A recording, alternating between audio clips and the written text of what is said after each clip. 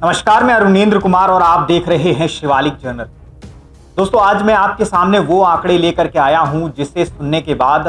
हर वो इंसान, हर वो नागरिक ये सोचने पे मजबूर हो जाएगा कि हमारे देश में जो CAPF है यानी कि सेंट्रल आर्म्ड पुलिस फोर्स है, आखिर उसमें चल क्या रहा है। क्योंकि जो आंकड़े हमारे हाथ लगे हैं, हमारे पास आए हैं, वो वाकई में बहुत चिंताजनक हैं। बहुत सोचने वाली बात है कि आखिर इतने बड़े पैमाने पर इतनी बड़ी घटनाएं कैसे CAPF और खास करके इसकी फोर्स CRPF यानी कि सेंट्रल रिजर्व पुलिस फोर्स में इतने बड़े पैमाने पर इतनी बड़ी घटनाएं कैसे हो रही हैं। जी हाँ, एक रिपोर्ट आई है न्यूज़पेपर्स में जिसमें कहा गया है कि पिछले 25 दिनों में लगभग 10 जवानों ने CRPF के अलग अलग जगहों पर, देश के अलग अलग कोनों में, अलग अलग बटालियंस में कहीं ना कहीं अपनी जीवन लीला समाप्त की है। चाहे वो तरीका कुछ भी रहा हो, लेकिन इन जवानों ने अपने ही ऊपर इतना खतरनाक कदम अपने लिए उठाया है। आपको बता दूं कि CRPF में ये ऐसा पहली बार नहीं है कि ऐसा पहली बार हो रहा है, लेकिन पिछले 25 दिनों में इतनी बड़ी संख्या में इस तरीके के दर्दनाक कदम जवानों द्वारा उठाए जाना कहीं ना कहीं चिंता का विषय है। और सोचने वाली बात है कि क्या सब कुछ CRPF फोर्स के अंदर ठीक चल रहा है। ये बड़ा सवाल है। गृह मंत्रालय से भी ये बड़ा सवाल है, सुरक्षा विभाग से भी ये बड़ा सवाल है कि आखिरकार उनके द्वारा इतने सारे वादे किए जाने के बावजूद भी उनसे चूक कहां हो रही है और किस स्तर पर हो रही है। आज हम इसी पर बात करेंगे और आंकड़े आपके सामने रखेंगे। आपको बता दूं कि जो जवान हैं जिन्होंने इस दर्दनाक कदम उठाया है और अपनी ही जीवन लीला को समाप्त किया है, उसमें सिर्फ सिपाही रैंक के नहीं बल्कि इंस्पेक्टर रैंक तक के अधिकारी भी हैं। हाँ, क्योंकि ये बताना बहुत जरूरी होता है। कई बार लोगों को लगता है कि सिर्फ सिपाही रैंक के जो जवान हैं या फिर और दूसरे रैंक के जो जवान हैं उनके ऊपर कोई ऐसी दिक्कत नहीं होती, लेकिन आप सोचिए किसी फोर्स में एक इंस्पेक्टर रैंक का अधिकारी होना और उसके ऊपर वो भी इस तरीके के गलत कदम उठा रहे हैं, तो कहीं ना कहीं ये सोचने वाली बात है, सवाल खड़े करने वाली बात है। आपको बता दूं कि पिछले 5 सालों में 240 जवान जो हैं इसी CRPF से अपनी जीवन लीला को समाप्त कर चुके हैं। यानी कि 240 पिछले 5 सालों में CRPF के जवानों ने खुद की जीवन लीला अलग अलग तरीकों से समाप्त की है। आपको बता दूं कि और जो टोटल CAPF यानी कि सेंट्रल आर्म्ड पुलिस फोर्स का जो आंकड़ा है वो बताता है कि पिछले 5 सालों में 654 जवानों ने ये कदम उठाया है। चाहे वो CRPF हो, CISF हो, SSB हो या अन्य जो असम राइफल है, अन्य जो CAPF के बल हैं वो हैं, इन सभी ने जो है इन सबको मिला करके 654 जवानों ने इस तरीके के कदम उठाए हैं। अब मैं आपको एक एक करके बताता हूं कि पिछले जो 25 दिन है, लगभग 1 महीने में जिन जवानों ने ये कदम उठाया है वो कहाँ के थे, और उसके बाद हम चर्चा करेंगे कि आखिर ऐसा क्यों होता है। तो जो इस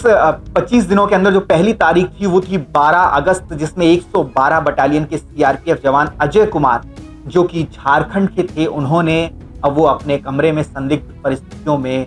मृत पाए गए थे। जिसके बाद जो अधिकारी हैं उनका कहना था कि उन्होंने अपने ही लिए एक दर्दनाक कदम उठाया। और अक्सर ऐसे मामलों में अधिकारियों द्वारा ये बयान आते हैं या मंत्रालय द्वारा ये बयान आता है कि वो जवान, फलाना जवान जो है वो अपने घर की समस्याओं से परेशान था, इसलिए उसने ड्यूटी पर ऐसा कदम उठाया। आपको बता दूं, सिर्फ अपनी ही जान नहीं ले रहे हैं ये जवान, बल्कि अपने साथियों के ऊपर भी हमले कर रहे हैं ये जवान। आपको बता दूं, इसके बाद 15 अगस्त को यानी कि हमारे इंडिपेंडेंस डे वाले दिन ही CRPF के इंस्पेक्टर चितरंजन बारो ने, जो कि असम के ही रहने वाले थे और असम में ही 20वीं बटालियन में तैनात थे, उन्होंने भी इसी तरीके का एक दर्दनाक कदम उठाया। उनकी आपको बता दूं 19 साल की सर्विस पूरी हो चुकी थी, यानी कि वो अपनी रिटायरमेंट के हो सकता है बहुत करीब थे, लेकिन उसके बावजूद भी उन्होंने इतना बड़ा कदम उठाया। इसलिए सवाल अभी भी खड़े हो रहे हैं। 17 अगस्त को जवान राहुल कश्यप ने, जो कि यूपी के रहने वाले थे और GNR ग्रुप सेंटर में इस वक्त तैनात थे, उन्होंने भी ऐसा ही दर्दनाक कदम उठाया। 19 अगस्त को छत्तीसगढ़ के 210 कोबरा बटालियन के इंस्पेक्टर शफी अख्तर ने भी ऐसा ही कदम उठाया। आपको बता दूं, कोबरा एक एलीट कमांडो फोर्स है जो कि नक्सल इलाकों में नक्सलियों के खात्मे के लिए बनाई गई है। स्पेशली जो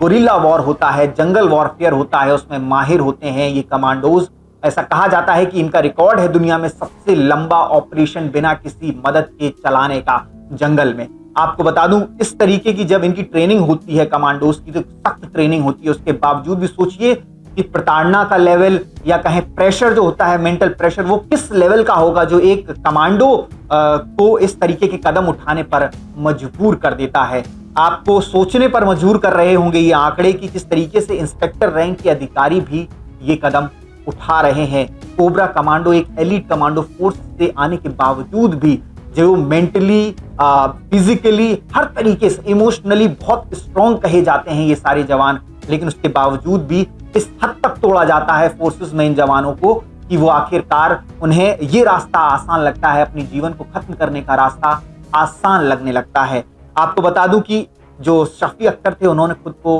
गोली मारी थी। जी हाँ, तो ये एक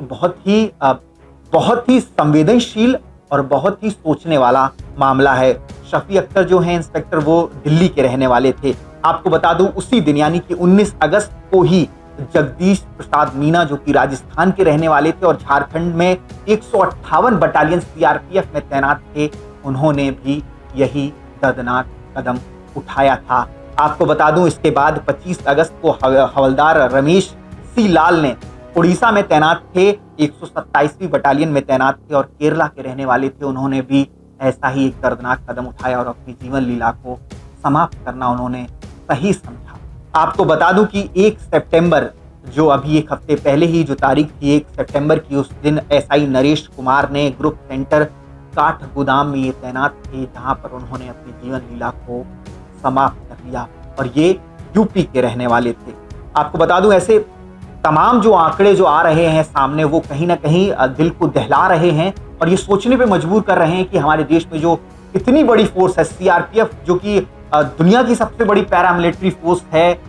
उसमें जवानों के साथ कहीं ना कहीं कुछ तो गड़बड़ है, या उनके साथ जिस तरीके का व्यवहार हो रहा है उसमें कहीं ना कहीं कुछ तो गड़बड़ है, जिसके कारण जवान जो हैं इस तरीके के कदम उठा रहे हैं। आपको बता दूं कि 2 सितंबर को 4th बटालियन की सी कंपनी के हवलदार विशिष्ट नारायण यादव, जो कि बिहार के रहने वाले थे, उन्होंने और जम्मू कश्मीर में तैनात थे, उन्होंने इतना बड़ा दर्दनाक कदम उठाया। उसी दिन 2 सितंबर को ही श्रीनगर के 54 बटालियन में जो जवान है संजय कुमार, उन्होंने भी इसी प्रकार का एक कदम उठाया और अपनी जीवन लीला को समाप्त कर लिया। और जो संजय कुमार हैं वो दिल्ली के रहने वाले थे। आपको बता दूं 4 सितंबर को भोपाल की 107 डी कंपनी 107 बटालियन जवान मोगली सुधाकर ने भी ऐसा ही एक कदम उठाया, ये तेलंगाना के रहने वाले थे। दोस्तों, ये वो 10 जवान थे जिनकी खबरें आई हैं। ऐसे बहुत सी खबरें होती हैं जो कभी भी उन ग्रुप सेंटर्स से या उन सीआरपीएफ कैंप से बाहर ही नहीं आ पाती हैं। कई बार ऐसी चीजें होती हैं जिससे दिखाया ही नहीं जाता। कई बार ऐसे जवानों की जान चली जाती है, आपस की लड़ाई हो या फिर अधिकारियों द्वारा प्रेशर दिए जाने के बाद जवान खुद को नुकसान पहुंचाता है और ऐसी खबरें कभी भी हम तक नहीं पहुंचने दी जाती हैं। सरकारों द्वारा कह लीजिए, अधिकारियों द्वारा कह लीजिए, क्योंकि अधिकारियों को डर होता है कि उनके ऊपर कार्रवाई होगी, इसके लिए वो पूरे मामले को कहीं ना कहीं रफा दफा करते हैं, मामले की दूसरी तरफ मोड़ देते हैं। मामला कुछ होता है, बताया मीडिया में कुछ जाता है, पुलिस में कुछ रिपोर्ट दिखाई जाती है। कई सारे ऐसे पहले भी केसेस आ चुके हैं, इसलिए उसी के आधार पर हम आपसे ये बातें कह रहे हैं। आपको बता दूं कि हमारे राज्य गृह मंत्री हैं नित्यानंद राय जी, जिन्होंने संसद में अभी एक बयान दिया था और कहा था कि जो सरकार है वो क्या कदम उठा रही है इन जवानों के लिए, ताकि वो जवान जो हैं वो ऐसे कदम ना उठाएं, इतने दर्दनाक कदम ना उठाएं। तो आपको बता दूं उन्होंने कहा कि हम कोशिश कर रहे हैं। मतलब पिछले इतने सालों से जो हमारे मंत्रालय हैं, गृह मंत्रालय जिसके अंडर में सारा सीएपीएफ के जो जवान है वो आते हैं, वो सिर्फ कोशिश कर रहा है कि 100 दिनों तक जो जवान है वो अपने परिवार के पास रहे, जो कि जिसमें कि बिल्कुल भी हकीकत नहीं है, 1% भी हकीकत नहीं है। कोई भी जवान, इक्का दुक्का जवान को छोड़ दीजिए, कोई भी जवान 100 दिन अपने परिवार के साथ टोटल नहीं रह पाता है। आपको बता दूं ट्रांसफर, पोस्टिंग और छुट्टियों को लेकर के बहुत बड़ा मसला रहता है जवानों के बीच, क्योंकि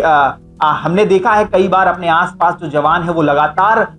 जो जोखिम भरे इलाके हैं, जो कठिनाई भरे इलाके हैं, वहीं पर लगातार 10-10 साल तक जॉब कर रहा है, वहीं पर अपनी ड्यूटियां दे रहा है, खतरा उठा रहा है और आखिर में और वो लगभग कई सारे ऐसे जवान हैं जो पूरी पूरी अपनी ड्यूटी, पूरा पूरा अपनी सर्विस जो है वो ऐसे ही जोखिम भरे, कभी जम्मू कश्मीर, कभी छत्तीसगढ़, कभी और नक्सलाइट इलाका असम, कभी ऐसी ही जगहों पर पूरी अपनी सर्विस निकाल देते हैं और उन्हें कहीं पर भी चैन की नौकरी नहीं करने को मिलती है। आपको बता दूं कि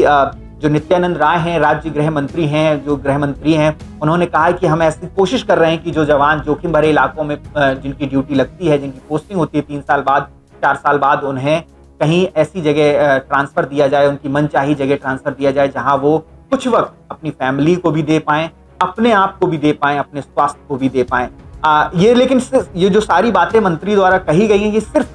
कोशिशें की जा रही हैं, इन पर अमल नहीं हुआ है अभी तक। आपको बता दूं कि confederation of x paramilitary force martyrs welfare association जो है, जो कि ये एक एसोसिएशन है जो काम करता है जो पैरामिलिट्री के जवान होते हैं, शहीद जवान, उनके परिवारों के लिए, पैरामिलिट्री के जो रिटायर्ड जवान हैं उनके लिए ये अक्सर लड़ाइयाँ लड़ता है, अक्सर मुद्दे उठाता है। उन्होंने कहा है कि जिस तरीके से अधिकारियों द्वारा जो सीआरपीएफ हो या दूसरे सीएपीएफ के, अभी सीआरपीएफ की बात इसलिए हो रही है क्योंकि ये 2 जज जवान थे जिन्होंने 25 दिनों में अपनी जीवन लीला समाप्त की है, वो सारे के सारे सीआरपीएफ से थे। तो मैं ज्यादा जोर इस वक्त सीआरपीएफ पर ही इसीलिए दे रहा हूँ। तो कहीं ना कहीं जो ये फेडरेशन है इसका कहना है, कॉन्फेडरेशन है जो इसका कहना है कि जो जवान हैं जिनके ऊपर ये कहा जाता है अधिकारियों द्वारा कि इन्होंने ये कदम इसलिए उठाया क्योंकि इनके घर से प्रॉब्लम थी, ये घर से बहुत परेशान थे, अपने पारिवारिक उससे बहुत समस्याओं से बहुत परेशान थे, इसलिए इन्होंने ड्यूटी पर आकर ऐसा कदम उठा दिया।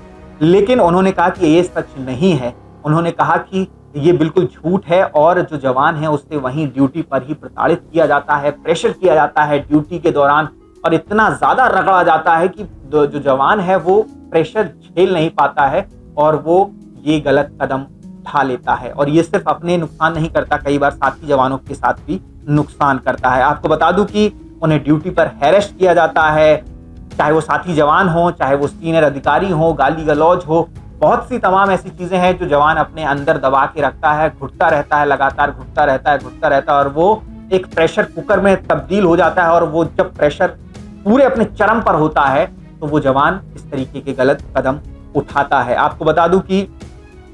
सीआरपीएफ एक ऐसी फोर्स है, या कहीं सीएपीएफ पैरामिलिट्री जो पूरी फोर्स है वो एक ऐसी फोर्स है जो देश में कहीं चुनाव हो, देश में कहीं नक्सली हमला हो या नक्सलियों से लड़ना हो, आतंकी हमला हो, कोई आपदा आ गई हो, वीआईपी की सुरक्षा करनी हो, कुछ भी आप लगा लीजिए, इस देश में जहां पर भी सुरक्षा की जरूरत पड़ती है वहां सीआरपीएफ या सीएपीएफ के जवानों को तैनात कर दिया जाता है। उसके बावजूद भी सरकार कहती है कि ये तो सिविल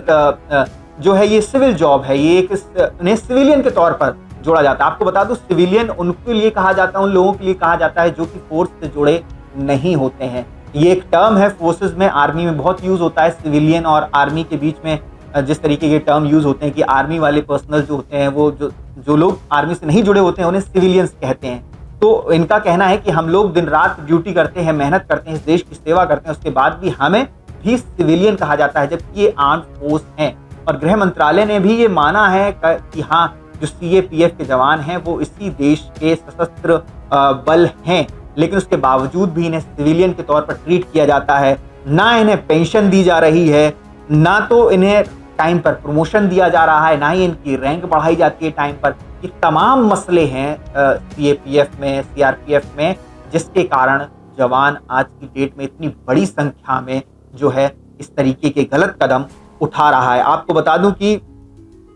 इतना वर्कलोड होता है, जो जवान हैं उनका कहना है कि इतना ज्यादा वर्कलोड होता है कि जहां 100 लोगों का काम होता है वो 50 से 60 लोगों से ही करवाया जा रहा है। तो आप सोचिए, जो एक कंपनी में 100 लोग होते हैं सीआरपीएफ में, तो वहां पर 60 से 70 लोग, 50 से 60 लोग ही मौजूद होते हैं और उन 100 लोगों का काम ये 50 से 60 लोग करते हैं, यानी कि दुगना काम करते हैं। कोई भी जवान ये कहता है कि हम कभी भी ऑफ ड्यूटी नहीं होते हैं, हम हमेशा ड्यूटी पर ही रहते हैं, बस जितने टाइम हमें सोने को और खाने को मिलता है बस वही एक समय होता है जिस वक्त हम ऑफ ड्यूटी होते हैं। बाकी पूरे दिन जो जवान है लगभग 18 घंटे ऑन ड्यूटी ही तैनात रहता है। तो कहीं ना कहीं वर्क लोड भी बढ़ता है एक जवान को, लगातार इतना सारा काम करवाना, लगातार जो उनका ट्रैवल होता है, कभी छत्तीसगढ़ में चुनाव हो रहे हैं तो छत्तीसगढ़ भेज दिया गया, कभी असम में चुनाव हो रहे हैं तो असम भेज दिया, कभी बंगाल भेज दिया, कभी राजस्थान भेज दिया, कभी किसी और कोने में देश के पटक दिया ले जा करके। और इस तमाम बदलाव में मौसम, बारिश, सर्दी, बर्फ, ये सब कुछ झेलते हुए हमारे सीएपीएफ के जवान जो हैं सब कुछ बर्दाश्त करते हुए भी आज भी ड्यूटी पर तैनात हैं और पूरी ईमानदारी के साथ अपनी ड्यूटी कर रहे हैं। लेकिन सवाल यहाँ पर यह है कि क्या सरकार पूरी ईमानदारी से इनके लिए, इनके हक की बात कर रही है? क्या सरकार को नहीं सोचना चाहिए कि इतने बड़े पैमाने पर जवान गलत कदम उठा रहे हैं, उसके बावजूद भी सरकार की चुप्पी कहीं ना कहीं ये दिखाती है कि कहीं ना कहीं ये नाकामी है, बहुत बड़ी नाकामी है। अगर इस देश का एक भी जवान, उसको खरोच भी आती है तो कहीं ना कहीं सरकार की जिम्मेदारी बनती है कि ऐसे मामलों में सख्त कदम उठाए जाएं और जिन भी अधिकारी, जो भी अधिकारी, जिस भी अधिकारी के अंडर में ये जवान हैं, अगर वहां पर कुछ गलत हो रहा है जवानों के साथ, तो सबसे पहले अधिकारी के ऊपर वो तलवार लटकनी चाहिए कार्रवाई की, और इतनी सख्त कार्रवाई होनी चाहिए कि दूसरे अधिकारी जो इस तरीके के, भले ही उसकी गलती हो ना हो, अगर मेरे अंडर में, मेरी लीडरशिप में अगर किसी के साथ कुछ गलत हो रहा है तो उसकी जिम्मेदारी मेरी होती है। इसी तरीके से अगर किसी फोर्स में, किसी अधिकारी के अंडर में किसी जवान के साथ कुछ गलत हो रहा है, चाहे वो कोई भी कर रहा हो, चाहे वो दूसरा अधिकारी कर रहा हो या फिर वो जवान मेंटल प्रेशर में हो, फिजिकल दबाव में हो, किसी भी तरीके से हो, तो वो उस अधिकारी की जिम्मेदारी होती है और उस अधिकारी को सजा होनी चाहिए, बिना किसी सुनवाई की सजा होनी चाहिए ऐसे में तो। क्योंकि ऐसा हुआ ही कैसे? अगर वो उस अधिकारी के रहते हुए इतने बड़े पैमाने पे जवानों के साथ ऐसा हो रहा है तो उस अधिकारी को वहां पर रहने का कोई अधिकार